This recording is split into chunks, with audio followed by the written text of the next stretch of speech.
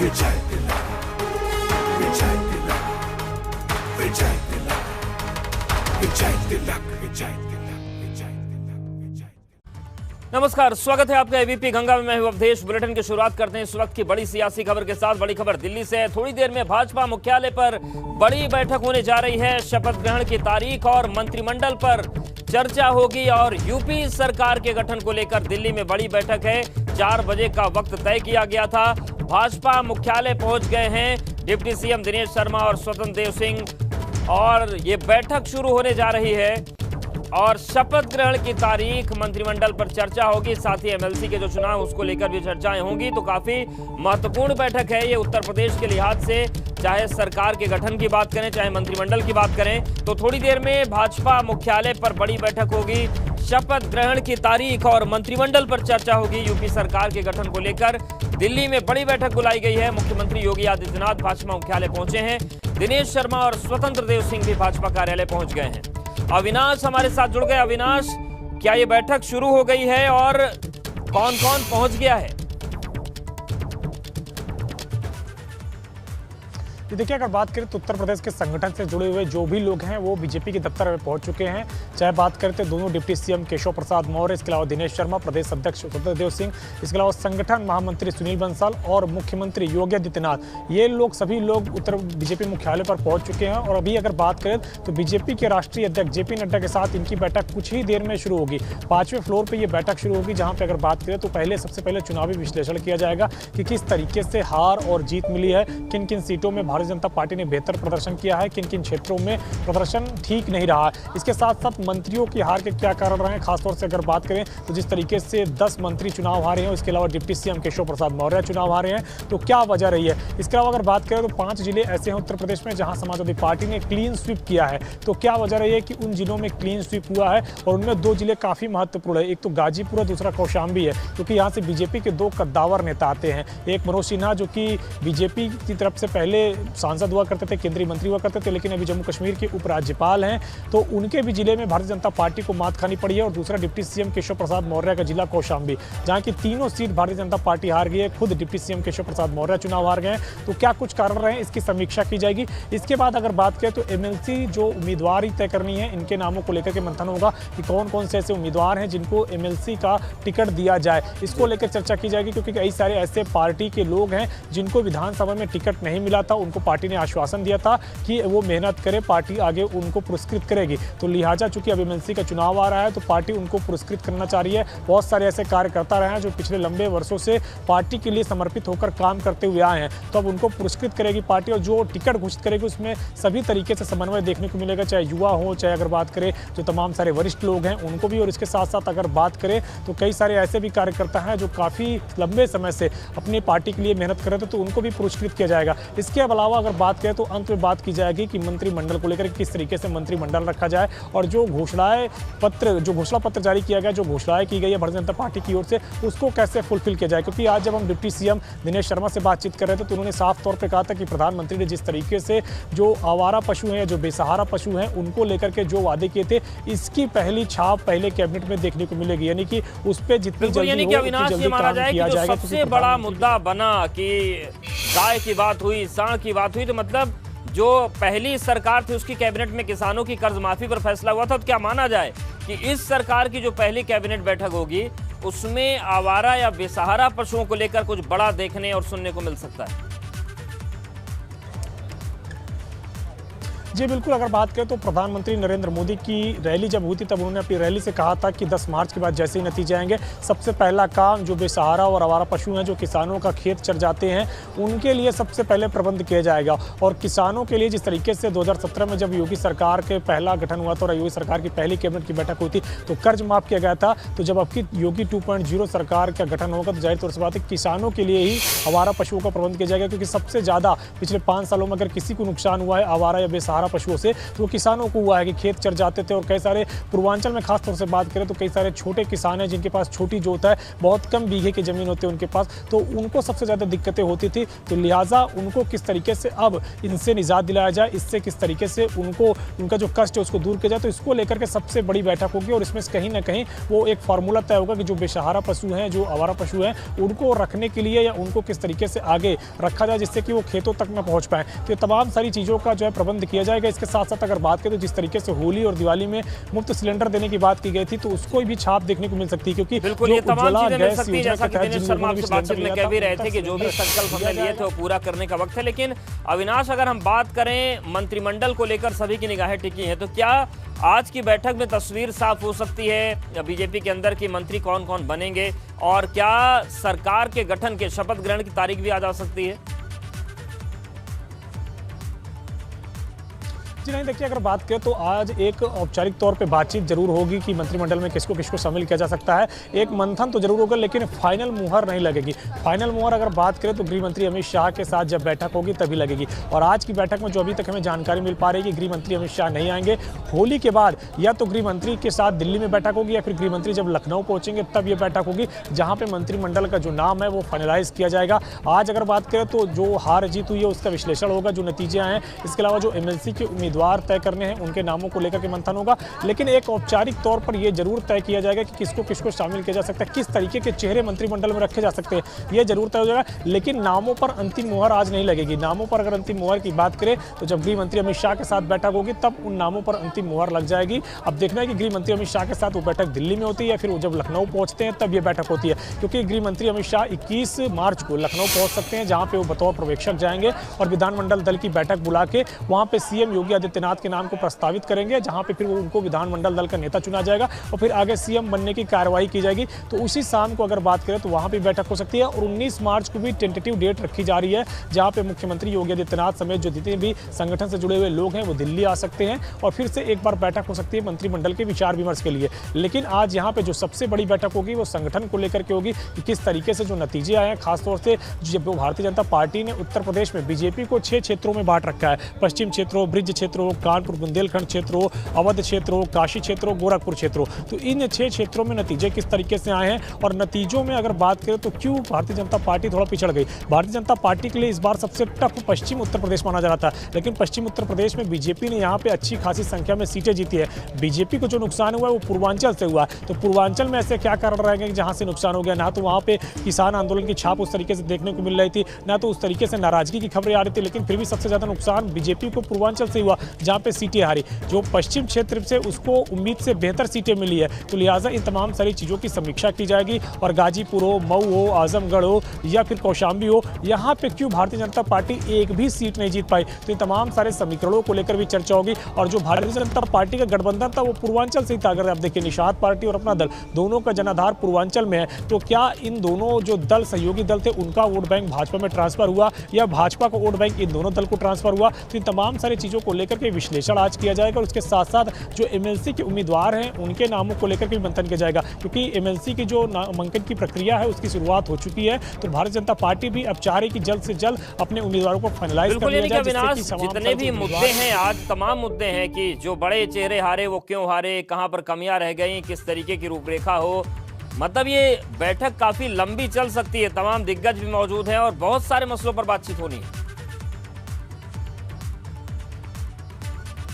जी बिल्कुल, अगर बात करें तो अमूमन अंदाजा लगाया जा रहा है कि ये बैठक करीबन 3 से 4 घंटे चल सकती है, जहां पे हर एक चीज़ का विश्लेषण किया जाएगा और तमाम सारी चीज़ों का विश्लेषण करने के बाद फिर अंतिम फैसला लिया जाएगा। एक बार आपको भारतीय जनता पार्टी की यहाँ पे तस्वीरें दिखाना चाहेंगे। अगर बात करें तो धर्मेंद्र प्रधान यहाँ पे पहुँच गए। देखिए अभी जस्ट उन्होंने एंट्री की है, जो कि चुनाव प्रभारी रहे हैं यहाँ पे भारतीय जनता पार्टी के, वो अभी भारतीय जनता पार्टी के मुख्यालय में पहुँचे हैं और अभी एक एक करके जितने भी नेता हैं वो यहाँ पर पहुँच रहे हैं। प्रभारी राधा मोहन सिंह भी कुछ देर में पहुँचने वाले हैं। इसके बाद पार्टी के राष्ट्रीय अध्यक्ष JP नड्डा यहीं पर हैं और इसके अलावा जो राष्ट्रीय संगठन महामंत्री हैं BL संतोष वो भी यहीं पर मौजूद हैं। तो एक बैठक की शुरुआत यहाँ पर फिर हो जाएगी और जो उत्तर प्रदेश में नतीजे आए हैं उसका विश्लेषण किया जाएगा। विश्लेषण काफ़ी महत्वपूर्ण होगा क्योंकि पूर्वांचल में नुकसान हुआ है भारतीय जनता पार्टी को। भारतीय जनता पार्टी भी इस बात को स्वीकार कर रही है क्योंकि आप देखिए तो जिस तरीके से 7वें फेज में बनारस की बात करें, आजमगढ़ की बात करें, गाजीपुर की बात करें, मऊ की बात करें, यहाँ पे चुनाव था और वहाँ पे अगर बात करिए तो वहाँ पे भारतीय जनता पार्टी मात्र 26 सीटें जीत सकी 54 सीटों में से। तो क्यों आखिर इतनी कम सीटें भारतीय जनता पार्टी वहाँ पे जीती, तो इसका भी विश्लेषण किया जाएगा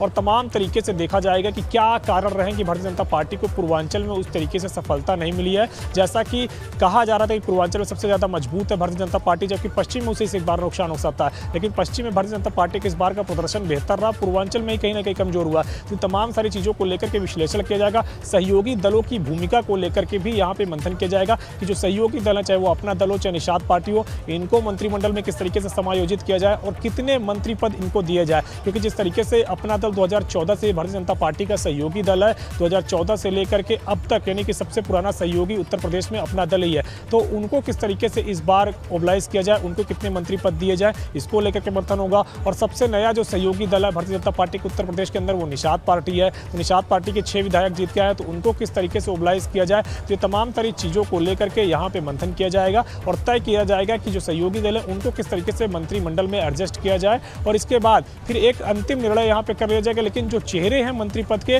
उनका जो तय होगा वो नाम तब तय होंगे जब गृह मंत्री अमित शाह की अंतिम मुहर लगेगी, क्योंकि जो गृह मंत्री अमित शाह हैं, पार्टी के राष्ट्रीय अध्यक्ष JP नड्डा हैं और प्रधानमंत्री नरेंद्र मोदी और इसके अलावा राष्ट्रीय संगठन महामंत्री BL संतोष पिछले 2 दिनों से लगातार बैठकें कर रहे हैं और जिन 4 राज्यों में भारतीय जनता पार्टी ने प्रचंड बहुमत हासिल किया है वहां पे फिर से किस तरीके से सरकार गठन किया जाए, किन लोगों को मंत्रिमंडल में शामिल किया जाए, किस तरीके से यहाँ पे सरकार को आगे बढ़ाया जाए। बिल्कुल, तो महत्वपूर्ण बैठक है, अविनाश नजरें बनाए रखिएगा और आपके पास फिर से जानकारी के लिए आएंगे। तो प्रदेश में शपथ ग्रहण की हम बात कर लें या मंत्रिमंडल विस्तार की बात कर लें, इन खबरों के बीच ABP गंगा ने दिनेश शर्मा से एक्सक्लूसिव बातचीत की।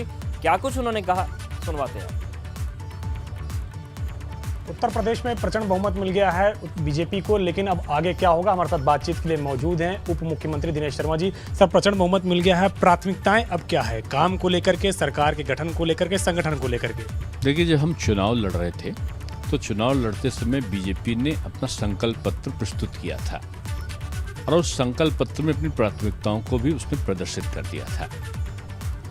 जाहिर सी बात है, महिलाओं का सम्मान और उनका सशक्तिकरण, युवाओं को रोजगार और नौकरियां, किसानों को उनकी लागत का दुगना मूल्य और अच्छी उपज का पूरा भुगतान, किसी प्रकार की हानि होने पर आपदा का 1.5 गुना मुआवजा और समय से खाद का उपलब्ध होना, बिजली, सड़क, पानी की व्यवस्था, ये तमाम चीज़ें ऐसी रही हैं जो हमने अपने संकल्प पत्र में दिया है। सर, आवारा पशुओं को लेकर भी काफ़ी बात हुई थी, PM ने रैली से घोषित किया था और गैस सिलेंडर भी देने की बात हुई थी।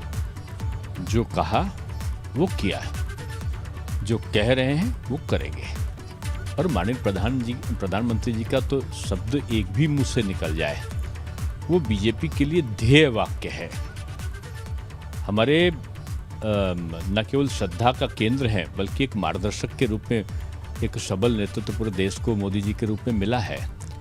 और उन्होंने जो आवारा पशुओं के संदर्भ में कहा है, आप अति शीघ्र देखेंगे कि पूरे प्रदेश में एक व्यापक योजना आवारा पशुओं के इस समस्या के निर्धारण के लिए, हालांकि उनको मैं आवारा नहीं मानता हूँ, बेसहारा पशु मानता हूँ, गोवंश के लिए खास तौर से एक व्यवस्थित व्यवस्था पे पिछली सरकार ने अपनी कार्य योजना पे काम करना शुरू कर दिया था और काफ़ी हद तक हर जिले में पैसे का आवंटन भी हो चुका है।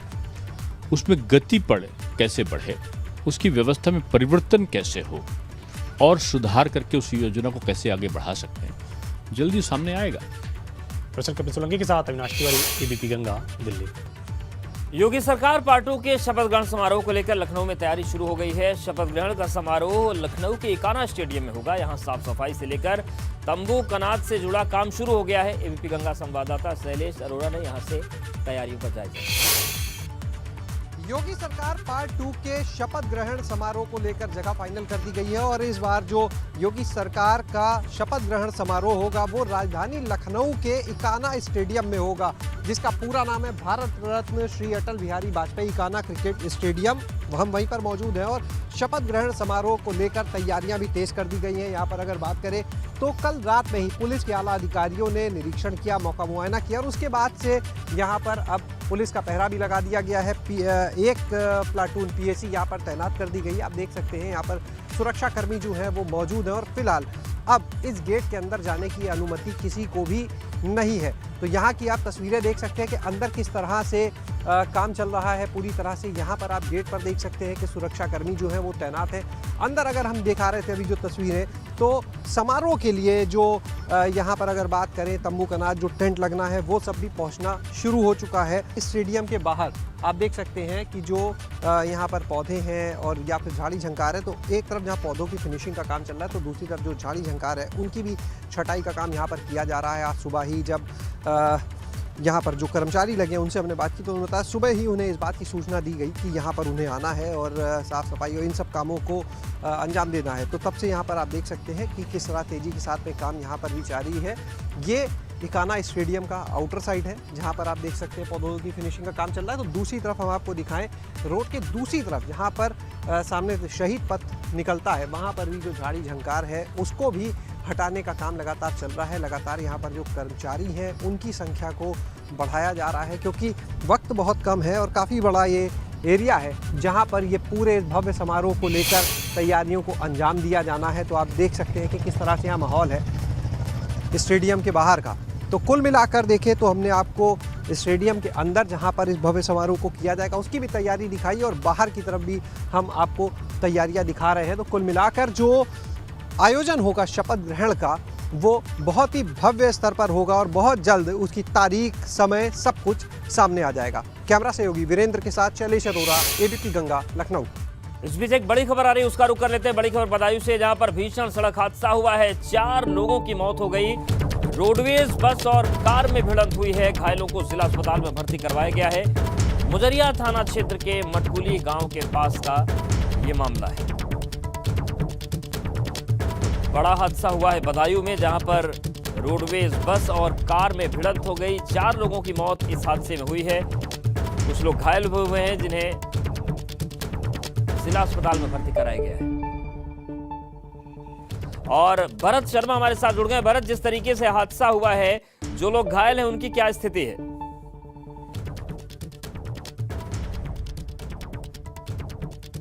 भरत, सुन पा रहे हैं क्या? तो भरत संपर्क करेंगे, लेकिन आपको बता दें कि बड़ा हादसा हुआ है बदायूं में, जहां पर रोडवेज बस और कार के बीच टक्कर हो गई और 4 लोगों की मौत हुई है। कुछ लोग घायल भी हुए हैं जिन्हें अस्पताल में भर्ती कराया गया है। मुजरिया थाना क्षेत्र के मटकुली गांव के पास ये हादसा हुआ है। तो बदायूं में भीषण सड़क हादसा हुआ है, 4 लोगों की मौत हो गई।